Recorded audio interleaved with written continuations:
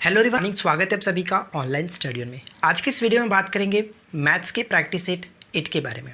और इससे पहले हम लोगों ने जो भी पार्ट्स देखे हुए, मैंने मैथ्स के बहुत अच्छे अच्छे क्वेश्चन आपके साथ डिस्कस किया हूँ। अगर आप नहीं देखें तो वो सारे पार्ट्स को जरूर देखिएगा, ठीक है। तो चलिए शुरू करते हैं और देखिए सबसे पहला आज का क्वेश्चन क्या कह रहा है। देखिए फर्स्ट क्वेश्चन ये कह रहा है कि 16वीं पारी में एक भारतीय सलामी बल्लेबाज की औसत जो है वो 32 है। 16वीं पारी में उसका औसत 32 है। 16वीं पारी में उसने 62 रन बनाए हो तो 15वीं पारी तक उसकी औसत क्या थी। चलिए देखिए, हम ये मान करके चलते हैं कि 15वीं पारी में उसकी जो औसत थी वो कितना था, x हम मान करके चलते हैं, ठीक है। 15वीं पारी में उसका औसत x था। 16वीं पारी में अगर कुल रन की बात करें तो 16वीं पारी में अगर औसत से गुना कर दे जितने भी अंक थे, यानी कि टोटल उसका रन हो जाता है इतना। 16वीं पारी में उसका कुल रन इतना। 15वीं पारी का उसका औसत अगर हम बात करें तो उसने x रन बनाए होंगे, यानी कि 15वीं पारी का कुल रन हो जाता है। और 16वीं पारी में उसने 62 रन बनाए हो जाता है, दोनों तरफ बराबर हो गया। अब यहाँ पे हम आसानी से निकाल सकते हैं। तो देखिए इसको गुना कर लेते हैं। 16 दूना 32 और 16 तिया 48 और 3 आपका हो जाता है 51, ठीक है। 16 दूना 32 और 16 तिया 48 और 3 51। यहाँ पे हम क्या करेंगे, 62 आपका माइनस में हो जाएगा और 15x राइट साइड में, 62 को इधर ला दिए। अब यहाँ पे देखेंगे तो आपका 0 और 51 में से 6 जाता है तो 45, और 45 को अगर हम यहाँ से 15 से डिवाइड कर दे तो x की वैल्यू निकल जाएगी, यानी कि 15 थिया 45। तो कहने का मतलब ये हुआ कि 15वीं पारी में जो उसका औसत था वो 30 था, ठीक है। यानी कि इस क्वेश्चन का राइट आंसर हम किसे टिक करेंगे, ऑप्शन नंबर बी को टिक करके आगे बढ़ सकते हैं। देखिए सेकंड क्वेश्चन ये कह रहा है कि 90 मीटर लंबाई और 40 मीटर चौड़ाई वाले एक स्विमिंग पूल में 150 व्यक्ति डीप कर सकते हैं यदि एक व्यक्ति द्वारा पानी का औसतन विस्थापन 8 घन मीटर हो रहा हो, ठीक है, यानी कि 8 घन मीटर एक व्यक्ति के द्वारा। तो हम ये कह सकते हैं कि जब 150 व्यक्ति उसमें डीप करेंगे तो टोटल आयतन निकल जाएगा, यानी कि एक व्यक्ति का 8 घन मीटर है तो टोटल 150 व्यक्तियों का हम निकाल लेते हैं। और ये किसके बराबर कर देंगे, तो यहाँ पे जो आप यहाँ पे देखो स्विमिंग पूल, तो स्विमिंग पूल में क्या होता है, लंबाई चौड़ाई और ऊंचाई, यानी कि हम कह सकते हैं कि घनाभ का आयतन के बराबर हम यहाँ पे कर सकते हैं, ठीक है। तो हम ये मानते हैं कि जो यहाँ पे लंबाई दिया गया था वो 90 है, चौड़ाई जो दिया गया था वो 40 है, ठीक है। लेकिन इसमें ऊंचाई की बात गुजरी, यानी कि जल की वृद्धि स्तर, तो यानी कहने का मतलब ये एक प्रकार का ऊंचाई होगा, क्लियर। तो देखिए ये टोटल आपका आयतन हो जाता है। तो एक व्यक्ति के द्वारा 8 मीटर क्यों दिया गया था, तो हम 150 व्यक्ति के लिए निकाल लेते हैं कि कितना पानी का, जो कि कह सकते हैं कि जो पानी क्या है विस्थापित होगा, ठीक है, औसतन विस्थापित होगा।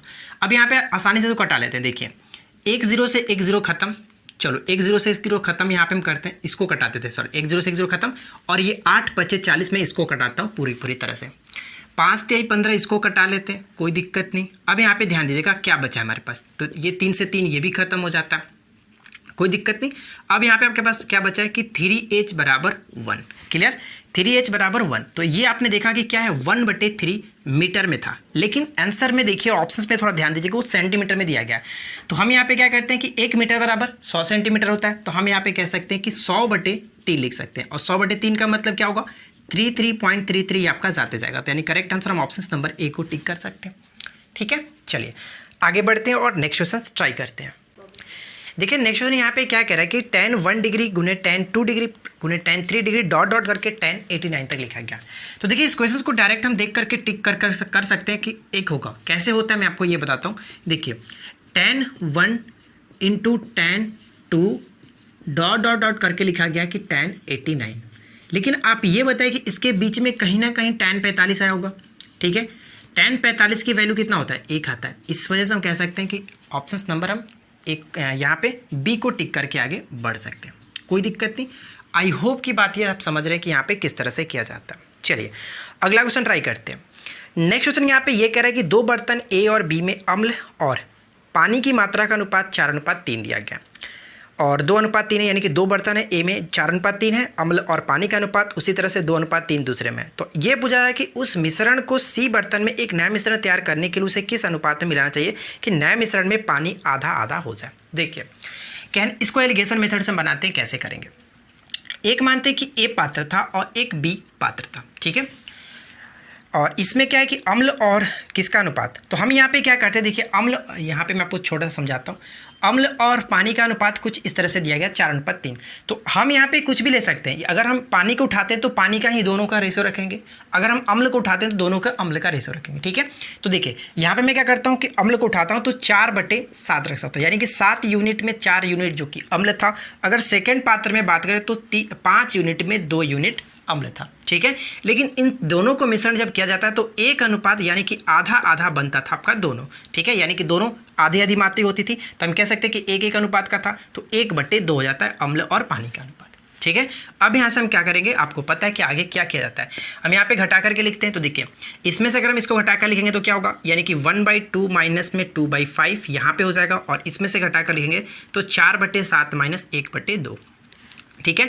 तो यहाँ पे देखिए 5 दूना 10 ये हो जाता है, और यहाँ पे आपका कितना हो जाएगा 5 माइनस में 4, और यहाँ पे सॉरी ये आप रेशियो में चलता है, तो यहाँ पे मैं रेशियो दूंगा 7 दूना का 14, ये आपका 14 हो जाता है। यहाँ पे करेंगे तो 2, 4 दूना 8, और यहाँ पे करेंगे तो 7, ठीक है, यानी कि 1/10, और यहाँ पे आपका हो जाएगा 1/14। इसको आप करोगे तो कितना हो जाएगा, इसको आप कीजिएगा तो देखिए 14:10, यानी कि हम कह सकते हैं कि 7:5 करेक्ट आंसर हो जाता है, जो कि हम ऑप्शंस नंबर आप देख सकते हैं, टिक करके आगे बढ़ सकते हैं। क्लियर? तो उम्मीद करता हूँ कि ये चीज़ आपने समझ लिया होगा यहाँ पे किस तरह से किया जाता है और इस टाइप के क्वेश्चंस को आपको कैसे करना है। अगला क्वेश्चन यहाँ पे क्या कह रहा है कि एक विद्यालय में सभी कर्मचारियों का औसत वेतन जो है वो 10,000 है। सभी कर्मचारियों का औसत वेतन 10,000 दिया गया, लेकिन यहाँ पे कह रहा है कि 20 शिक्षकों का औसत वेतन 12,000 है। तो आपको ये बताना है कि शिक्षकों के इतर कर्मचारियों का औसत वेतन 5,000 है, ठीक है। तो हमें ये बताना है कि शिक्षकों से इतर कर्मचारियों की संख्या कितनी है, यानी कि हमको ये यहाँ पे ध्यान देना है कि जो यहाँ पे क्या है कर्मचारियों की संख्या कितनी है, ठीक है। तो देखिए कैसे करेंगे, इसको भी हम एलिगेशन मेथड से कोशिश करते हैं सॉल्व करने की। तो हम यहाँ पे क्या कर सकते हैं कि हमें टोटल जो दिया गया यानी कि सभी का औसत 10,000 दिया गया, बीचों बीच का औसत आपको पता है कि 10,000 दिया गया, और जो इसमें शिक्षकों का औसत वेतन था ये आपके पास कितना, शिक्षकों का औसत वेतन 12,000 है, ठीक है। 20 शिक्षकों का औसत वेतन 12,000, और बाकी जो कर्मचारी थे उनका जो औसत वेतन है वो 5,000 दिया गया, ठीक है। और यहाँ पे हम क्या करते हैं, इनका रेशियो निकाल लेते हैं। तो आपको पता है कि इसमें से घटाएंगे तो आपके क्या होगा 5,000 यहाँ पे आ जाता है, उसी तरह से इसमें से हम घटाएंगे तो आपका यहाँ पे 2,000 आ जाता है, कोई प्रॉब्लम नहीं। अब यहाँ पे देखिए इसको घटा लेंगे तो 5:2 का बन जाता है। लेकिन आपको ये पता है कि ये शिक्षक थे और ये कर्मचारी थे, लेकिन क्वेश्चन में क्या करें कि 20 शिक्षकों यानी कि शिक्षक का औसत शिक्षक जो दिए गए उनका नंबर हमें पता है, ये शिक्षक कितने 20 है, लेकिन हमें ये नहीं पता है। तो यहाँ पे क्या कह सकते हैं कि 4 से मल्टीप्लाई किया गया 20, तो हमें यहाँ पे 4 से मल्टीप्लाई कर देंगे तो 4 दूना 8। और आपसे पूछा गया था कि कर्मचारियों की संख्या कितनी है, उसमें कर्मचारियों की संख्या पूछ जा रही थी, तो ऑप्शन नंबर हम बी को टिक करेंगे। अगर क्वेश्चन में पूछता कि टोटल कितने थे तो 20 और 8 को ऐड करते 28 टिक करते। तो फिलहाल इस क्वेश्चन का राइट आंसर आप बी को टिक करेंगे 8, ठीक है। चलिए अगले क्वेश्चन को ट्राई करते हैं। देखिए अगला पॉइंट यहाँ क्या कह रहा है कि 2 कारें क्रमशः 30 किलोमीटर प्रति घंटा और 45 किलोमीटर प्रति घंटा की गति से ए से शहर बी तक यात्रा करते हैं। यानी कि दोनों जो कार है वो क्या कर रही हैं कि यहाँ से लेकर के बी तक के जाती हैं, यानी कि ए से लेकर के बी तक जाती हैं दोनों कार, और एक का जो स्पीड है वो 30 किलोमीटर प्रति घंटा है और दूसरे का जो स्पीड है वो 45 किलोमीटर प्रति घंटा, ठीक है। आगे पढ़ते हैं क्या कह रहा है। यदि एक कार यात्रा के लिए दूसरी कार की तुलना में 2.5 घंटे कम समय लेती है, तो हमें ये बताना है कि शहर ए से बी के बीच की दूरी कितनी है, ठीक है। देखिए इस क्वेश्चन को हम काफ़ी आसानी तरीके से कर सकते हैं। कैसे, तो एक चीज़ आपको पता है कि समय बराबर क्या होता है दूरी बटे चाल। तो हम ये कह सकते हैं यहाँ पे क्वेश्चन कह रहा है कि एक कार यात्रा के लिए दूसरी कार की तुलना में 2.5 घंटे कम समय लेती है, यानी कि पहली जो कार है वो 30 किलोमीटर प्रति घंटे के हिसाब से चल रही है। तो हम ये कह सकते हैं कि दूसरी कार की तुलना में वो क्या कर रहा है, दूसरी कार जो है इससे ये 45 किलोमीटर प्रति घंटे की चाल से चल रहा है, तो इससे क्या कर रहा है कि ये आपका 2.5 घंटा ज़्यादा ले रहा हुआ, ठीक है। क्वेश्चन में यही कह रहा था, इससे कम ये कम ले रहा है, तो इससे यानी कि हम ये कह सकते हैं कि दोनों को इक्वल करने के लिए यहाँ पे प्लस 2.5 घंटा इसमें ऐड कर सकते हैं। तो हम यहाँ पे लिख सकते हैं कि 30 इधर और डी बटे में 45 इधर और राइट साइड में आपका 2.5, ठीक है। ये आपका घंटा में इसको चेंज करने की कोई ज़रूरत नहीं पड़ेगी। अब यहाँ पे ध्यान दीजिएगा 30 और 45 का एलसीएम लेंगे तो कितना होगा 90, और यहाँ पे 3D हो जाएगा और यहाँ पे आप करोगे तो 2D हो जाएगा। राइट साइड में आपका हम यहाँ पे लिख सकते हैं 25/10, कोई प्रॉब्लम नहीं। यहाँ पे देखिए D बटे 90 मैंने यहाँ पे लिखा और यहाँ पे 25/10, इसको हटा दिया तो 9 बार में, और 25 9 कितना होता है 225, यानी करेक्ट आंसर क्या होगा, डी की वैल्यू कितनी होगी 225 किलोमीटर, यानी कि ऑप्शन नंबर हम डी को टिक करके आगे बढ़ सकते हैं, ठीक है। चलिए नेक्स्ट क्वेश्चन ट्राई करते हैं। अगला क्वेश्चन ये कह रहा है कि 45 छात्रों के औसत अंक 65 है। तो ध्यान दीजिएगा 45 जो छात्र इनका औसत हमारे पास पता था 65, लेकिन हम इस तरह से इसको नहीं बनाएंगे। हमारे पास टोटल 65 जो कि औसत दिया गया, इस चीज़ को ध्यान दीजिएगा। इसमें यह क्या कह रहा है कि 48 अंकों के बजाय 84 लिखा गया था। लेकिन आप ये बताइए कि 48 के बजाय अगर 84 लिखा जाता है तो हम ये कह सकते हैं कि औसत जो होगा वो गलत लिखा है, यानी कि औसत तो गलत है। लेकिन क्या होगा कि 48 के बजाय अगर 84 लिख दिया जाता है तो अगर हम एग्जैक्ट औसत निकालें तो वो डेफिनेटली कि कम होगा। तो कम होगा तो इसमें से क्या होगा कि हम औसत को घटाएंगे, लेकिन कितना घटाएंगे हमें ये तो नहीं पता। तो हम यहाँ पे क्या करते हैं कि 84 में से क्या करेंगे कि 48 नंबर में देखेंगे कि कितना वृद्धि हो गया था। पहले 48 नंबर एग्जैक्ट नंबर था, लेकिन वो 84 लिखा था, तो वो गलती से कितना बढ़ाया था, तो हम 84 में से 48 घटा लेंगे। लेकिन जितना भी बढ़ेगा वो हम औसत से डिवाइड करेंगे, यानी कि सॉरी जो कि हमारा अंक था 45, उस 45 से डिवाइड करेंगे ताकि हमारा औसत निकल जाए, और उसी औसत पहले का जो औसत आ रहा है उस औसत में से हम उसको घटा लेंगे। ठीक है, चलिए तो देखिए यहाँ पे हम 65 के इसको 65 लिखते हैं। 84 में से अगर हम 48 घटाएं तो क्या लिखेगा, यहाँ पे देखिए 14 में से 8 गया 6, और यहाँ पे बच्चा 7, 7 में से 4 गया तो 3, 36, और यहाँ पे आपका 45। ठीक है, अब इसको हम कटा लेते हैं। देखिए 9 चौका 36 और 9 बचे 45। तो यहाँ पे हम क्या करते हैं, इसको 65 के 65 लिखते हैं, और यहाँ पे देखिए 4/5 का मतलब 8 बचे 40, यानी कि 0.8 लिख सकते हैं, कोई दिक्कत नहीं। 4/5 का मतलब 0.8 यानी कि 8 बचे 40 होता है। अब यहाँ पे आपको घटा लो तो क्या हो जाएगा 64.2। कहने का मतलब हमारा एग्जैक्ट जो औसत था, सही औसत था, वो 64.2 होगा। राइट आंसर हम डी को टिक करेंगे। ठीक है, चलिए देखिए नेक्स्ट क्वेश्चन क्या कह रहा है कि एक राशि में 8 वर्षों में साधारण ब्याज पर 40% की वृद्धि होती है। हम ये कह सकते हैं कि 8 वर्षों में 40% की वृद्धि होती है। तो यानी कि रेट अगर हम 1 वर्ष का निकालें, प्रति वर्ष जो रेट होगा वो क्या होगा 40/8, यानी कि 5% का रेट हो जाएगा। ठीक है, अब आपको यहाँ पे क्वेश्चन क्या करें कि उसी दर पर 2 वर्षों में 36,000 रुपये का चक्रवृद्धि ब्याज क्या होगा। तो आपको पता है कि टाइम अगर आपके पास 2 ईयर्स दिया रहता है तो हम कैसे निकालते हैं साधारण चक्रवृद्धि ब्याज। तो CI निकालने के लिए मैं आपको एक अलग से बताया था कि अमाउंट को क्या करते, सॉरी प्रिंसिपल को हम क्या करते हैं, रेट पे यहाँ पे ध्यान रखना होता है। तो हमारे पास जो कि कितना लिखा गया तो 36,000 रुपये दिया गया, तो मैंने इसका पे 36,000 लिखा। 5% दिया गया तो पहले इसको तोड़ेंगे कैसे, 5 दूना 10 और 5 का फिर से स्क्वायर करेंगे तो 25। ठीक है, ये आपका पॉइंट यहाँ पे बैठा करके लिखा था, ये आपका परसेंट हो जाता है। अब इसको कैसे करेंगे तो देखिए 36,000 को मैंने 36,000 लिखा, और इसको अब तोड़ेंगे तो परसेंटेज के लिए नीचे 100 आएगा, लेकिन पॉइंट के लिए भी आपका 2 नीचे 0 आएगा, यानी कह सकते हैं कि 10 25 के नीचे आपका 4 0 हो जाता है। ठीक है, 4 0 होगा। 3 0 से 3 0 तो मैंने घटा दिया, अब यहाँ पे कोई प्रॉब्लम नहीं है। अब यहाँ पे ध्यान दीजिएगा, अगर 5 से कटाते हैं तो 5 दूना का 10, अब इसको 5 से कटाते हैं तो 5 दूनी की 10, और यहाँ पे आपका 25 है, यानी कि 25 आपका 205। ठीक है, कोई दिक्कत नहीं। अब यहाँ पे 18 से इसको कटा लेते हैं, अब गुना कर लेते हैं, 18 गुनी 205, 18 पचे 90 हो जाता है, तो यहाँ पे 90 लिखता हूँ, 18 दूना 36, यानी कि 36 90 करेक्ट आंसर होगा, जो कि ऑप्शन नंबर सी को टिक कर सकते हैं।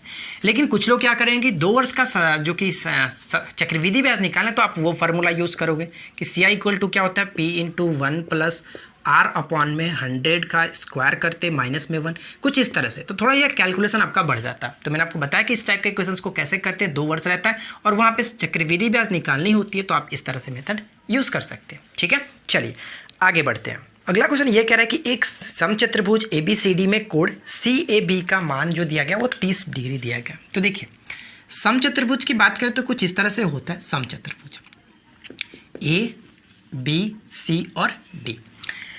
ABCD मान लिया और CAB यानी कि CA और B, यहाँ पे जो मान दिया गया वो 30 डिग्री के बराबर है।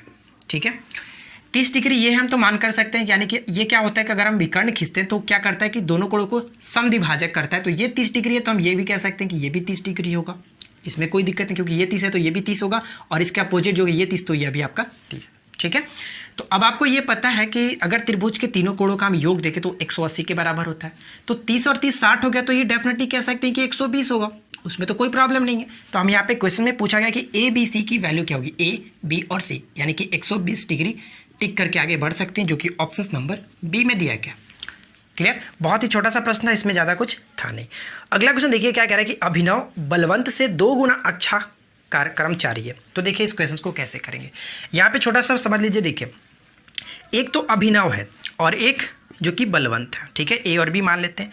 अभिनव जो है वो बलवंत से 2 गुना अच्छा कारीगर है, यानी कि हम ये कह सकते हैं कि अभिनय कोई कार्य को 1 दिन में करता होगा तो बलवंत उस कार्य को 2 दिन में करता होगा, तभी तो ये हम कह सकते हैं ये काफ़ी अच्छा कारीगर है, दुगना अच्छा कारीगर है। ठीक है। तो अब यहाँ पे क्वेश्चन में आपसे क्या पूछा जा रहा है, तो ये कह रहा है कि इसी कारण वह एक काम को 36 दिन कम में पूरा करता है। यानी कि अगर इस काम को 36 दिन में ये करता होगा तो ये 72 दिन में करता होगा, तभी तो इन दोनों के बीच का 36 अंतर है, 36 दिन कम में कर रहा है। ठीक है। अब देखिए, अब आपको पता है कि 36 और 72 का एलसीएम लेंगे तो कितना होगा, 36 और 72 का एलसीएम आपका होगा कि 72 ही हो जाता है, कोई दिक्कत नहीं। 36 और 72 का एलसीएम 72, और यहाँ पे हम एक ही इफिशियंसी निकालें तो डिवाइड करेंगे, तो एक की इफिशियंसी 2 और 72 से डिवाइड करेंगे तो आपका 1, यानी कि बी की इफिशियंसी 1। तो क्वेश्चन में ये पूछा कि दोनों अगर साथ मिलकर के काम करें, तो ए और बी को दोनों मिलकर के साथ कराएं तो आपका एलसीएम टोटल वर्क को इनकी इफिशियंसी से भाग दीजिए, 2 1 3, तो 24 या 72। करेक्ट आंसर आपका ऑप्शन नंबर डी हो जाएगा, जो कि 24। ठीक है, बहुत ही छोटा था लेकिन थोड़ा सा आपका यहाँ पे समझने की जरूरत है। चलिए देखिए, नेक्स्ट क्वेश्चन यहाँ पे क्या कह रहा है कि एक संख्या अपने व्युत्क्रम के दुगने से 49/5 अधिक है। तो ध्यान दीजिएगा, हम ये मानते हैं कि पहली जो संख्या थी वो x थी, और आगे कह रहा है कि उसके व्युत्क्रम यानी कि 1/x का दुगने से 49/5 जो कि अधिक है, ये कह सकते हैं। तो हम यहाँ पे इसको अच्छे से सजाकर लिख सकते हैं, x - 2x 2/x हो जाएगा ना, राइट साइड में 49/5। अब यहाँ पे हम क्या करते हैं कि एलसीएम लेते हैं x, यानी कि x² माइनस में 2 हो जाएगा, राइट साइड में आपका 49/5। यहाँ तक कोई प्रॉब्लम नहीं। इसको थोड़ा सा तोड़ेंगे तो क्या होगा, क्रॉस मल्टीप्लिकेशन करते हैं, यानी कि 5x² माइनस में 10, राइट साइड में 49x हो जाता है। x को हम एक तरफ लाते हैं, यानी कि 5x² माइनस में 49x बराबर में 10। अब आपको हम ये नहीं कहेंगे कि आप इसका क्या कीजिए कि जो कि फैक्टर तोड़ करके उसको थोड़ा करने में टाइम लगेगा, तो हम यहाँ पे क्या करेंगे, डायरेक्ट ऑप्शंस को पुट करेंगे। तो देखिए यहाँ पे हम ऑप्शंस क्या करते हैं, डायरेक्ट मैं ऑप्शंस आपको 10 रखता हूँ।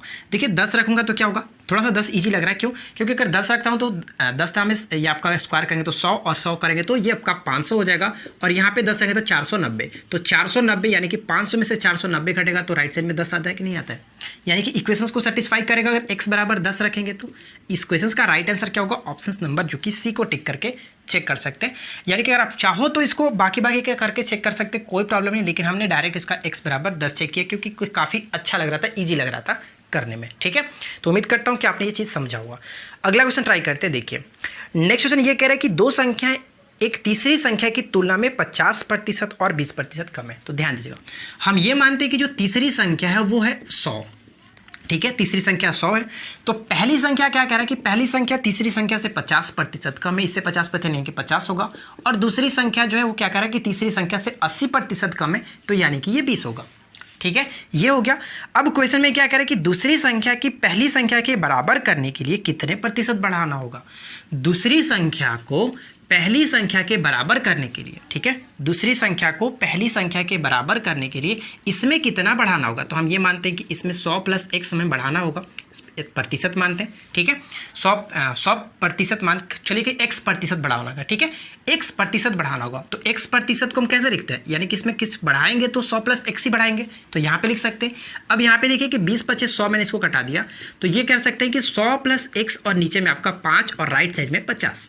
ठीक है, क्रॉस मल्टीप्लिकेशन करेंगे तो क्या होगा, 100 + x और राइट से में आपका 250 हो जाता है, यानी कि x की जो वैल्यू होगी कितना होगा, 150% हमारा करेक्ट आंसर आ जाएगा। कह सकते हैं कि 150% उसको बढ़ाना पड़ेगा। ठीक है, तो उम्मीद करता हूं कि ये चीज़ आप समझ चुके होंगे यहाँ पे किस तरह से इसको किया जाता है। तो देखिए आज के इस वीडियो में इतने ही सारे क्वेश्चंस थे और उम्मीद करता हूँ कि आपको आज की वीडियो अच्छी लगी होगी। अगर वीडियो पसंद आया तो वीडियो को लाइक कीजिए, और अगर इसी तरह के अपने बाकी के पार्ट्स को नहीं देखा है तो ज़रूर देखिए, काफ़ी अच्छे क्वेश्चन है जो कि एग्जाम्स के पैटर्न पर मैंने करा रहा हूँ। तो बस आज के इस वीडियो में इतना ही, मिलते हैं नेक्स्ट वीडियो में किसी नए टॉपिक के साथ। Thanks for watching, keep learning, have a good day.